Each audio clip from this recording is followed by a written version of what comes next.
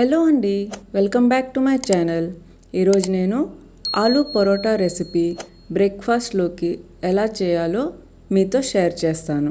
పిల్లల కోసం ఈరోజు for a change aloo paratha చేశాను. సో రెసిపీలోకి వెళ్దాం. ఫస్ట్ నేను స్టఫింగ్ కోసం మీడియం సైజ్ 6 పొటాటోస్ తీసుకున్నాను. ఇవి ఆల్మోస్ట్ 4 మెంబర్స్కి సరిపోతుంది. సో ఇలా వీటిని కట్ చేసి పెట్టుకున్నాను. పొటాటోస్ ఇలా కట్ చేసుకుంటే ఫాస్ట్గా బాయిల్ అయిపోతాయండి. అదర్వైజ్ టైం టేకింగ్ అనుకుంటే మీరు కుక్కర్లో ఒక 2 to 3 విజిల్స్ పొటాటోస్ బాయిల్ చేసుకోండి. నెక్స్ట్ నేను ఈ పెద్ద గ్లాస్తో 2 times గోధుమ పిండి ఒక గిన్నెలో తీసేసుకుంటాను. ఇది 4 మెంబర్స్కి సరిపోతుందండి. ఇప్పుడు దీంట్లో రుచికి సరిపడా కొంచెం సాల్ట్ వేసుకుందాం. నెక్స్ట్ 2 tablespoon ఆయిల్ వేసేసుకుందాం. ఆ తర్వాత కొంచెం వాటర్ పోసుకొని ఈ పిండిని బాగా మిక్స్ చేసుకుందామండి. ఒక 5 to 10 minutes పాటు బాగా కలుపుకుందాం.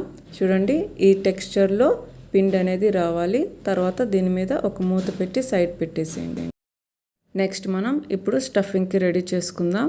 ఒక చిన్న మిక్సీ జార్లో కొన్ని అల్లం ముక్కలు, 3 పచ్చిమిరపకాయలు వేసుకొని దీన్ని కచ్చాపచ్చాగా గ్రైండ్ చేసేసుకుందాం. నెక్స్ట్ మనం ఉడికించిన ఆలు బాగా స్మాష్ చేసుకొని దాంట్లో 1 కప్పు సన్నగా తరిగిన ఆనియన్ వేసేసుకుందాం. నెక్స్ట్ కొంచెం కొత్తిమీర యాడ్ చేసేసుకుందాం.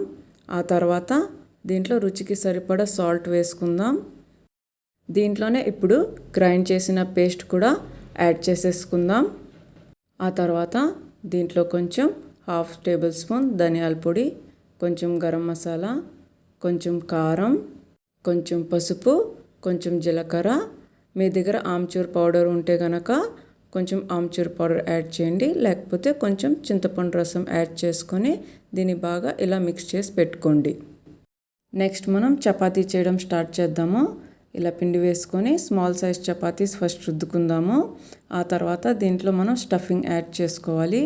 ఒకవేళ మీ స్టఫింగ్ చాలా పల్చటిగా అయిపోయింది అనిపిస్తే దాంట్లో మీరు అటుకులు గ్రైండ్ చేసుకొని ఆ పిండిని ఆ స్టఫింగ్లో వేసుకొని కొంచెం థిక్గా చేసుకోవచ్చు. చూడండి, స్టఫింగ్ని ఇట్లా లోపల పెట్టుకొని చపాతీ అనేది నేను ఫోల్డ్ చేసుకున్నాను. చూడండి, స్టఫింగ్ వేసాక ఈ పరాటాని మనం స్లోగా ఇలా తిప్పుకుంటూ రుద్దుకోవాలి. ఈ పరాటాని ఇప్పుడు మనం ప్యాన్ మీద ఆయిల్ వేసుకొని ఫ్రై చేసుకుందాం. చాలామందికి ఈ పరోటా చేసేటప్పుడు ఐదర్ స్టఫింగ్ అనేది బయటకు వచ్చేస్తుంది, లేకపోతే పరోటా అనేది బ్రేక్ అయిపోతూ ఉంటుందండి. సో స్టఫింగ్ బయట రాకుండా ఉండడానికి దాంట్లో మనం అటుకులు, నేను చెప్పాను కదండి, అది గ్రైండ్ చేసిన పిండి ఆ స్టఫింగ్లో కలుపుకొని దాన్ని థిక్ చేసుకోండి. అలా చేయడం వల్ల స్టఫింగ్ ఎప్పుడైతే మనం పరాటాలోకి పెట్టుకొని రుద్దుకుంటామో పరాటా అనేది కూడా బ్రేక్ అవ్వదు. సో ఈ టిప్ మీరు ఖచ్చితంగా ఫాలో అవ్వండి. చూడండి, నేను బోత్ సైడ్స్ పరాటా అనేది ఫ్రై చేసుకున్నాను.